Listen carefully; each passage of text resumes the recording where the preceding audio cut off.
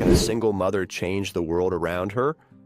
Follow the poignant journey of Lisa, who, in the face of great adversity, discovers the unshakable power of a mother to unite and transform her community. In the doctor's office, the large windows let in light that was meant to be welcoming, but for Lisa, it only seemed to highlight the emptiness of the moment. She held the hands of her twin sons, John and Matthias, squeezing them tighter than usual. The 5-year-olds looked around, curious about everything except the conversation unfolding. Dr. Williams, with a solemn expression, finished what he had to say. Lisa, as we mentioned in the last visit after the tests, the results confirm that John and Matthias are on the autism spectrum. The words fell into the silence of the space, heavy and definitive.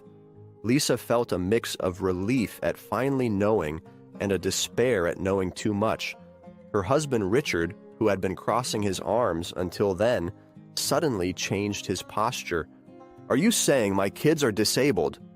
Richard's voice was laden with barely contained anger.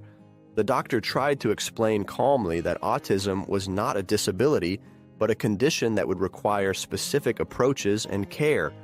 Richard wouldn't accept it. "This is ridiculous! They look normal! We need a second opinion! This can't be right!" Lisa tried to intervene. "Richard, we need to think about what's best for them." But Richard was already gathering his things, clearly upset and unwilling to listen any further. "I can't deal with this right now, Lisa. I need some time." And with those words, he left the office, slamming the door behind him, leaving an echo of finality that seemed to seal several rifts at once. Lisa looked at her children, their little faces confused and worried about the abrupt change in the atmosphere. She quickly wiped away a tear and crouched down to their level. "Everything is going to be okay, my loves. We will be okay," she said, though the words were more for herself. She hugged them, one in each arm, feeling the weight of the world on her shoulders, but also the unconditional love she had for her children. The conversation in the office still echoed in her mind, but now it was time to return home, prepare dinner, and try to find normality in the new reality that awaited her. Inside, Lisa felt like she was falling apart, but outwardly, she displayed a fortress, a beacon of hope for John and Matthias, who now more than ever needed her strength. Lisa arrives home with her children, while Richard only comes home at night, drunk and violent. The door closed with a dull thud behind Lisa and her children. She looked around, the silence of the house amplifying the turbulence of her emotions. The twins, John and Matthias, sensing the heavy atmosphere, clung to her legs, looking up with inquisitive eyes. Lisa tried to smile at them.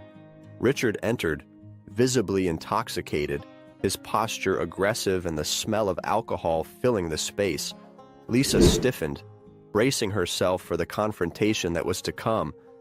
"Richard, we need to talk," said Lisa, her voice firm but trembling. "Talk?" Richard laughed bitterly, looking at the children with disdain. "I have nothing to talk about these kids." Lisa felt the sting of his words but held her ground. "They are your children too, Richard. We need to think about them, take care of them together." "I am not the father of a disabled child." Richard's voice rose, merciless and cruel. "These children are not my kids." The boys recoiled, fear evident on their faces. Lisa felt her heart tighten, but her voice came out firmer this time. "They are your children, whether you accept it or not. I will take care of them, with or without you." There was a silence charged with defiance. Richard shook his head, laughed scornfully, and walked to the door. "I'm leaving. Take care of your perfect children," he spat the words out, left, and slammed the door. Lisa fell to her knees, tears finally breaking free. She sobbed, each breath a struggle. The little ones, feeling their mother's pain, came closer and hugged her. Lisa wrapped them in her arms, her heart shattered by what her children had to witness. With effort, she wiped her tears and looked at the two faces depending on her. their eyes still filled with confusion and fear. "It's going to be okay," she said, trying to infuse her voice with more confidence than she actually felt. "Mommy is here, and I promise we will be all right." She held them a little longer, taking deep breaths. Despite the pain and abandonment, a quiet determination began to form within her. Lisa knew the journey would be difficult, but she would do anything to protect and care for her children. That night, as the boys slept, Lisa stayed awake, planning her next step, aware that the road ahead would be full of challenges, but also knowing that she would not be alone in this fight. The morning light barely managed to penetrate the dusty curtains of the living room as Lisa began another day of struggles. Her eyes, tired and reddened, fixed on the stack of bills on the kitchen table. The soft sound of the twins playing in the next room was a constant reminder of why she needed to stay strong.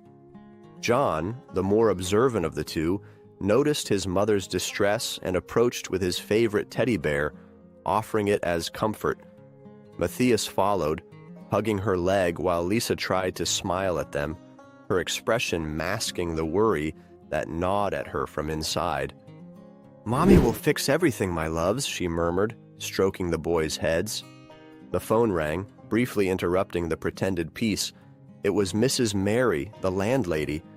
Lisa felt her stomach churn as she heard the firm voice on the other end. "Lisa, I need to talk about the overdue rent. It's been 2 months." Lisa's voice trembled, but she strived to remain calm. "I understand, Mrs. Mary. I'm trying to find a solution. Please, just give me a little more time." "Time is something I can no longer give you, Lisa. I have bills to pay too. If you don't sort this out by the end of the week, I will have to ask for an eviction." The words were like a blow. Lisa swallowed hard, holding back tears that threatened to fall in front of her children. "Please, don't do this. They're just kids, and I'll find a way." "Lisa, if you were capable of having children, now find a way to keep your home," Mrs. Mary replied, with not a hint of empathy in her voice. Hanging up the phone, Lisa sat down, defeated, but not for long. She looked at her children, who watched her with eyes full of innocence and trust. That sight reignited a spark of determination in her chest. "Let's go for a walk, boys," she said, standing up quickly. They walked to the nearest park, where Lisa let the twins distract themselves on the swings. As she pushed the boys, a gentle breeze brought a glimmer of clarity. She knew the battle would be hard, but she was determined to do whatever it took to protect her family at any cost. It was time to start fighting for real, not just to survive, but to offer her children the stability they deserved. Lisa knew the journey would be tough, but hope began to sprout in her heart. She just needed a chance, a small sign of support, and she was ready to seize it as soon as it appeared. At her lowest point, Lisa found herself exhausted, sitting in the old armchair in the living room while her children played quietly in the corner, oblivious to the tensions of the adult world. The harsh words of Mrs. Mary still echoed in her mind, blending with the sound of the television that her children watched softly. It was during this moment of introspection that she heard soft knocks at the door. With a sigh, Lisa stood up and opened the door, finding Mrs. Parker, her longtime neighbor, with a look of concern and empathy. "Lisa, I couldn't help but overhear. May I come in?" she asked, with a voice that carried the weight of genuine concern. Lisa nodded, moving aside to let her neighbor in. "I'm sorry, I really don't know what to do now," she confessed, feeling tears threaten to appear again. "Dear, I know it's not easy. I heard about your eviction," Mrs. Parker said, placing a comforting hand on Lisa's shoulder. "I don't have much, but what I can do is help with the boys while you look for a job that might pay better. They're always welcome to play with my grandchildren." Lisa felt a mix of relief and gratitude. "You don't know how much this means to me," she replied, giving her neighbor a tight hug. It was then that Mrs. Parker, with an encouraging smile, continued, "And there's one more thing. There's a program here in the community, a support group for families with children who have special needs. They offer resources, assistance, even legal advice. Maybe they can help with the rent situation. Lisa's eyes lit up with a spark of hope. Could you take me there? I don't know much about these programs. Of course, dear. We'll go first thing tomorrow morning, Mrs. Parker replied, with a firmness that reignited determination in Lisa. As the neighbor departed, Lisa slowly closed the door, feeling less alone in the world. With this newfound hope, she turned to her children, smiling as she crouched beside them. It's going to be okay, she murmured to herself and to them, believing it more now than before. The presence of Mrs. Parker, the promise of help, and the possibility of a new beginning through the support program were the rays of light Lisa needed to see through the darkness that enveloped her. On a sunny afternoon, Lisa sat in a circle of chairs arranged at the local community center, surrounded by other mothers whose lives had also been touched by autism. Each face reflected a unique story, marked by both struggle and resilience. As they talked, Lisa shared her own journey with John and Matthias, listening attentively to the experiences of others. I know how hard it is, said Marina, a mother with tired but hopeful eyes. My daughter was also diagnosed when she was 4. It's an emotional roller coaster. Lisa, moved by the group's honesty, felt an instant connection. The solidarity emanating from each story was tangible, and the room buzzed with the energy of women determined to make a difference not just in their own lives, but in the lives of other families facing similar challenges. Inspired, Lisa proposed, what if we organized an event here in the neighborhood? We could raise funds and increase awareness about what it really means to live and care for someone with autism. The idea was met with immediate enthusiasm. That could really help bring more people to our cause, agreed Joanna, a mother who had already organized small fundraisers. And the more support we have, the better we can help our children. The mothers quickly mobilized, dividing tasks and responsibilities. One would handle the event's publicity, another would gather donations for the bazaar, and Lisa took on the general organization and planning of the day. As they discussed, their children played together in the corner of the room, creating a colorful mural with paints and brushes provided by the center. Seeing the children interacting and laughing together, Lisa felt a surge of determination. Preparing for the event became more than a task. It was a mission. She knew that, with the support of these incredible women, the event would be a success. Let's show everyone how amazing our children are and how much we can achieve when we come together, Lisa said, her spirit lifted by hope and collective action. As the meeting concluded, the mothers hugged each other, strengthened by unity and mutual support. Lisa stayed behind to jot down the last details, feeling revitalized by the support network forming around her. She was ready to lead this event, driven not only by love for her children, but also by the power of a united community. The sun shone brightly over the town square, reflecting the hopeful atmosphere that permeated the air. Colorful stalls lined the area, selling everything from local crafts to homemade sweets, all produced by mothers and volunteers from the community. The children, including John and Matthias, ran joyfully among the stands, while soft music played in the background, provided by a small group of local musicians. Lisa, visibly moved, watched everything with a mix of pride and relief. The big day of the community event, a celebration she helped organize to raise funds and increase awareness of the special needs of children like her sons, had arrived. The support she found in her community was more than she could have ever hoped for, and today, all the efforts were bearing fruit.